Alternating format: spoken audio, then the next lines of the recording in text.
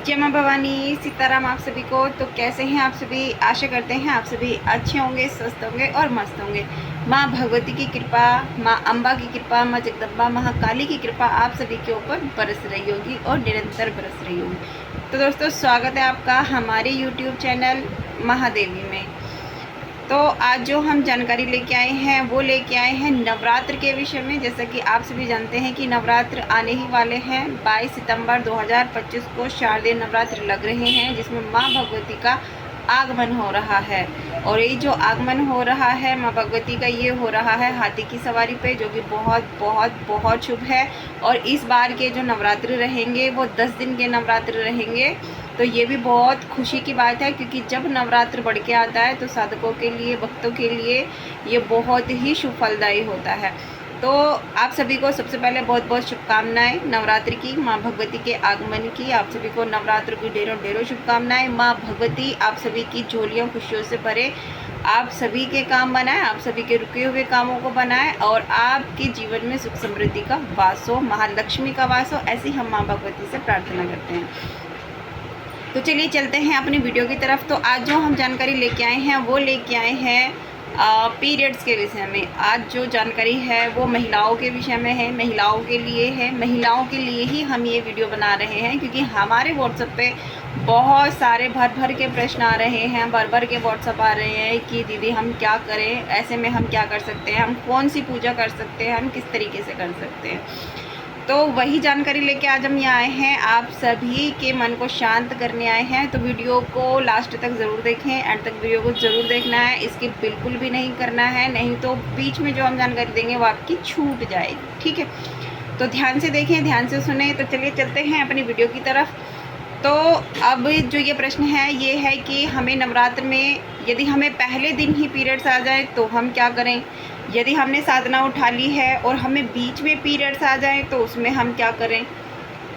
यदि हमें लास्ट में पीरियड्स आते हैं तो फिर हम अपने व्रत का उद्यापन कैसे करें।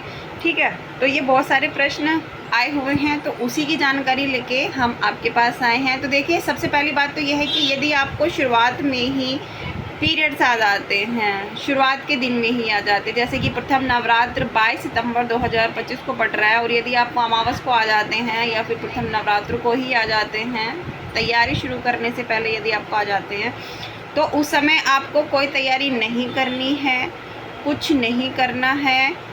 जो भी आपके परिवार में परिवारजन हैं उनसे आप भगवती की स्थापना करवा सकते हैं, उनसे आप माँ के लिए भोग प्रसाद रखवा सकते हैं, कलश की स्थापना करवा सकते हैं। ठीक है, और जैसा आपके यहाँ नियम क्रम चलता है आप वैसा करवा सकते हैं अपने परिवार वालों से, लेकिन आपको पूजन सामग्री नहीं छूनी है, आपको उस रूम में नहीं जाना है जिस रूम में भगवती का वास है। आपको आराम की आवश्यकता है, आप सिर्फ आराम करें। और रही पूजा की बात कि आप भगवती को कैसे पूजा दे सकते हैं, आप माँ को कैसे याद कर सकते हैं, कैसे आप उनकी सेवा आराधना कर सकते हैं बिना छुए, बिना भोग लगाए, बिना कुछ किए। तो देखिए, सबसे पहले आपको पीरियड्स को समझना होगा कि आपको पीरियड्स में पूजा की सामग्री को छूने के लिए क्यों मना किया जाता है, या फिर पूजा पाठ करने के लिए क्यों मना किया जाता है, मंत्र जाप करने के लिए क्यों मना किया जाता है, पाठ करने के लिए क्यों मना किया जाता है, यहाँ तक कि मंदिरों में जाने के लिए भी क्यों मना किया जाता है। ठीक है, तो इस बात को सबसे पहले आप समझें। तो जो ये विषय है ये बहुत ही सेंसिटिव विषय है। आजकल जो पढ़े लिखे बच्चे हैं वो इस बात को नहीं मानते हैं, और जो इसकी गहराई को नहीं जानते हैं वो भी इस बात को नहीं मानते हैं। लेकिन जो इसकी गहराई को जानते हैं, जिन्होंने इस चीज़ को गहराई से महसूस किया है, अनुभव किया है, वो बच्चे इस चीज़ को बहुत अच्छे से जानते हैं। तो बहुत ही सरल शब्दों में आपको बताने की कोशिश करूँगी। आशा यही है कि आपको मेरी बताई हुई बातें पसंद आएंगी और आपको थोड़ी बहुत समझ में भी आएंगी। आशा यही है मेरी कि आप मेरी वीडियो देखने के बाद या मेरी बातें सुनने के बाद आप इसके ऊपर थोड़ा सा गौर करें। ठीक है, तो देखिए, पीरियड्स में जो मना किया जाता है, सबसे पहले आप पीरियड्स को समझें कि पीरियड्स है क्या चीज़। ये पीरियड्स कोई मलिन चीज़ नहीं है, कोई अशुद्ध चीज़ नहीं है। यदि आपको ऐसा लगता है कि आपके घर में ऐसा बोल दिया जाता है कि ये एक अशुद्ध अवस्था है, एक मलिन अवस्था है, आपको ये नहीं करना है, आपको वो नहीं करना है, तो देखिए ये कोई मलिन अवस्था नहीं है, ये कोई अशुद्ध अवस्था नहीं है, ये एक पवित्र अवस्था होती है, ये एक पूर्ण स्त्री की अवस्था होती है। आप सभी जानते हैं यदि स्त्री को पीरियड्स ना आए तो वो संपूर्ण स्त्री नहीं कहलाती है। तो महिलाओं के लिए पीरियड्स होना बहुत ज़्यादा ज़रूरी है, ठीक है। तो आप इसको कैसे समझ सकते हैं, हम अध्यात्म की बात यहाँ पे करेंगे, हम अध्यात्म के लिए यहाँ आए हैं, तो आप उस चीज़ को गहराई से समझें कि जो पीरियड्स है ये एक प्राकृतिक ऊर्जा है, ये एक प्राकृतिक प्रोसेस है, क्रिया है जो उस समय घट रही होती है, जो 4 से 5 दिन के लिए होती है। ये किसी किसी महिलाओं में 7 से 8 दिन के लिए भी होती है और किसी किसी महिलाओं में 2 से 3 दिन के लिए भी होती है और किसी किसी महिलाओं में 5 दिन के लिए होती है। जो शास्त्र का जो विधान है इसमें 5 दिन तक पूजा करने का ना विधान है, ठीक है। लेकिन आप इसको अपनी बॉडी के थ्रू उसको समझ सकते हैं। शास्त्रों में जो लिखा गया है वो उस समय जो लोगों ने समझा, जो ऋषि मुनियों ने समझा, जो उन्होंने महिलाओं को समझ के उसमें लिखा है वो शास्त्रों का ज्ञान है। लेकिन आप खुद से एक महिला हैं, आप अपने शरीर को जान सकती हैं, आप अपने शरीर को पढ़ सकती हैं। तो जब आप उस समय पीरियड्स की अवस्था में होती हैं तो आपकी जो बॉडी है उस समय जो मूलाधार चक्र है वो बहुत ज़्यादा एक्टिव होता है, क्योंकि उस समय उसकी जो ऊर्जा है आप उस ऊर्जा को उस समय महसूस कर सकते हैं, क्योंकि वो ऊर्जा उस समय नीचे की तरफ फ्लो करती है। तो जो यदि आपको ऐसा लगता है कि ये चीज़ मलिन है, अशुद्ध है, तो ये चीज़ मलिन नहीं है। लेकिन यदि आप एक साधिका हैं और आप उस चीज़ का लाभ उठाना चाहती हैं तो इससे उत्तम समय आपके लिए कोई नहीं हो सकता है, ठीक है। तो यदि आप साधनाएं करती हैं, आप भक्ति करती हैं, आप पूजा पाठ बहुत मन से करती हैं, आप एनर्जीज़ को महसूस कर सकती हैं, तो आप इस चीज़ को बहुत ध्यान से सुने कि जो पीरियड टाइम होता है उस समय ऊर्जा एक हाई लेवल पर होती है, उस समय मूलाधार चक्र एक्टिव होता है, अपनी पूर्णतः परिस्थिति में होता है। तो इसलिए वहाँ की जो वाइब्रेशन है वो आप उसको महसूस कर सकते हैं, उसका जो फ्लो है वो नीचे की तरफ होता है। तो उसका जो वो एनर्जी है उसका फ्लो नीचे की तरफ ना हो, उसके लिए आपको उस समय ध्यान की आवश्यकता होती है।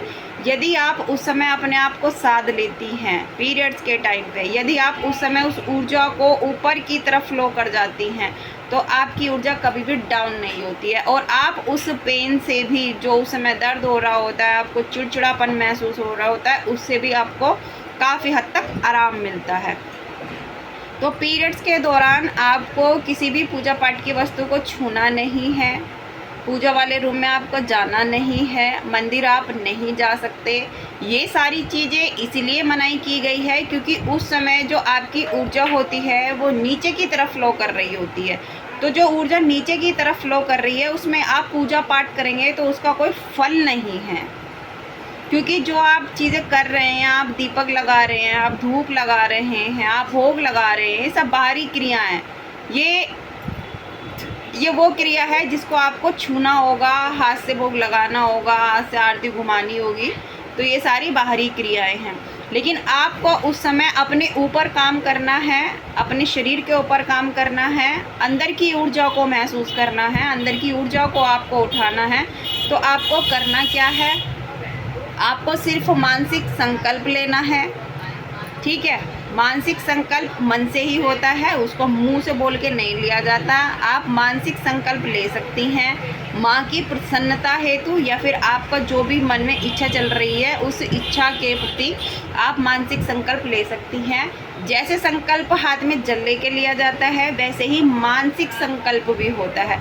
तो मानसिक संकल्प में भी आप अपना नाम, अपने पति का नाम, यदि शादीशुदा नहीं है तो पिताजी का नाम, तो उसमें भी ऐसा बोलना होता है और उसको मानसिक रूप से ही अंदर उतरते हुए मानसिक रूप से ही उस संकल्प को लेना होता है और भगवती के श्री चरणों में माँ का ध्यान करते हुए उस संकल्प को माँ भगवती के श्री चरणों में छोड़ना होता है। ठीक है, ये आपका पहले दिन का संकल्प हो जाता है। अब आप संकल्प में क्या करेंगे, यदि आपको कोई पाठ याद है, यदि आपको कोई मंत्र याद है, आपने कोई साधना की है, जो साधिकाएं हैं उनको तो बहुत सारी चीज़ें याद होती हैं, मंत्र याद होते हैं, और भी कोई बड़ी चीज़ नहीं है, तो सबके पास गुरु मंत्र होता है। जो साधनाएं कर रहे हैं बच्चे, तो उनके पास में गुरु मंत्र होता ही है। तो उस समय वो आधा घंटा, 1 घंटा, 2 घंटा, जो भी आपकी कैपेसिटी है, ऐसे कमर सीधा करके बैठें, आंखें बंद करें, भगवती का ध्यान करें और सिर्फ मानसिक रूप से आप उस जप को करें,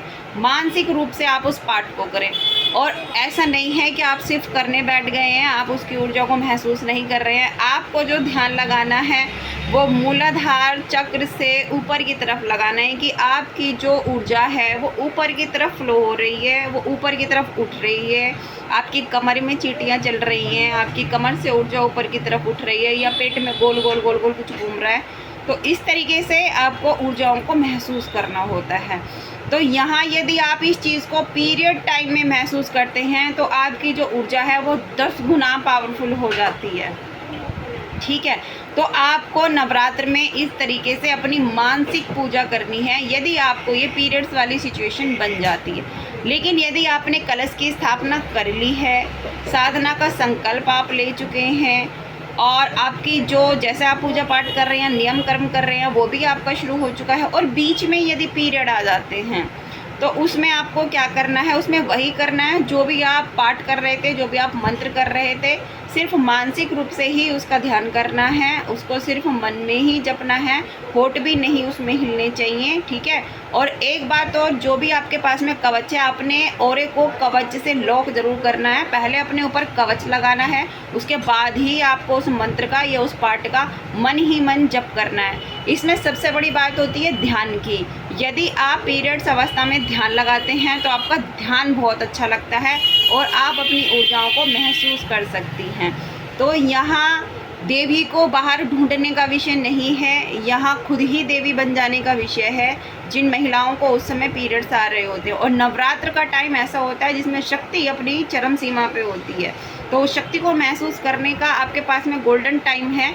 तो दुखी नहीं होना है, परेशान नहीं होना है, क्योंकि ये कोई अशुद्ध चीज़ नहीं है और ये कोई आपकी पूजा में रोक टोक करने वाली चीज़ भी नहीं है। ठीक है, तो खुशी मनानी है आपको, दुखी नहीं होना है। तो अपने आप को कामाख्या स्वरूप समझें उस समय, और अपने आप को ध्यान लगाएं, अपने शरीर को पढ़ें, अपने शरीर को जानें कि ये क्या चीज़ है, कैसे, क्योंकि ये आपके हाथ की चीज़ नहीं है, ये प्राकृतिक चीज़ है। यदि आप इस चीज़ को साध लेती हैं तो आप अपने आप में भगवती बन जाती हैं। ठीक है, तो ये ध्यान आपको ज़रूर से करना है जिन बच्चियों के साथ में ये परिस्थिति हो जाती है।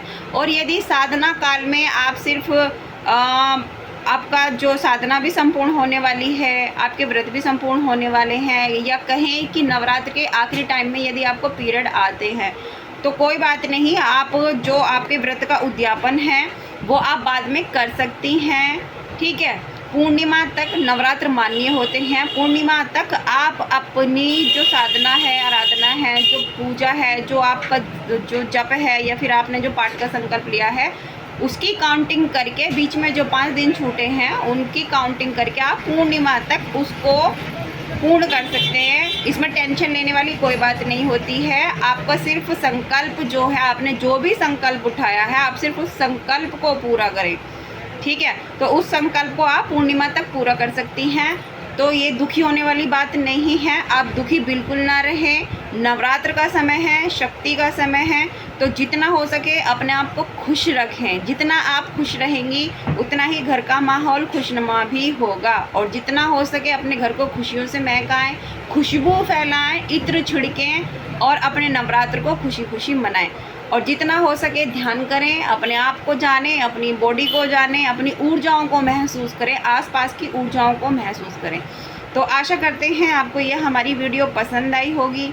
और हाँ, एक बात और, कि जैसे कि पढ़े लिखे लोग इस बात को कम मानते हैं कि हम इस चीज़ को नहीं मानते, हम मंदिर में जाएंगे, हम तो पूजा करेंगे, हम दीपक लगाएंगे, हम शिव विग्रह को छुएंगे। तो देखिए, आपकी इच्छा है, आपको जो करना है आप वो करें। आप ये चीज़ें करके शास्त्र के विरुद्ध जाते हैं और शास्त्र के नियमों का खंडन करते हैं। यदि आप वहाँ जाकर उन चीज़ों को छूते हैं तो देखिए उनमें ऊर्जाएं होती हैं, ऊर्जाएं ज़रूर आपकी बॉडी में एंटर करती हैं, और उन ऊर्जाओं को लेने का, उस समय पूजा पाठ करने का, उस समय धूप दीप दिखाने का, दीपक लगाने का कोई फ़ायदा नहीं है, क्योंकि वो ऊर्जा आएगी आपकी बॉडी में और नीचे की तरफ फ्लो होकर निकल जाएगी। तो कोई फ़ायदा नहीं है दोष लगाने का, और ऊर्जा वैसे भी आपकी बॉडी में रुकने वाली नहीं है यदि आपको वो ऊर्जा थामनी नहीं आ रही है। मैं भी एक स्त्री हूँ, मेरे साथ भी ये घटनाएं घटती हैं।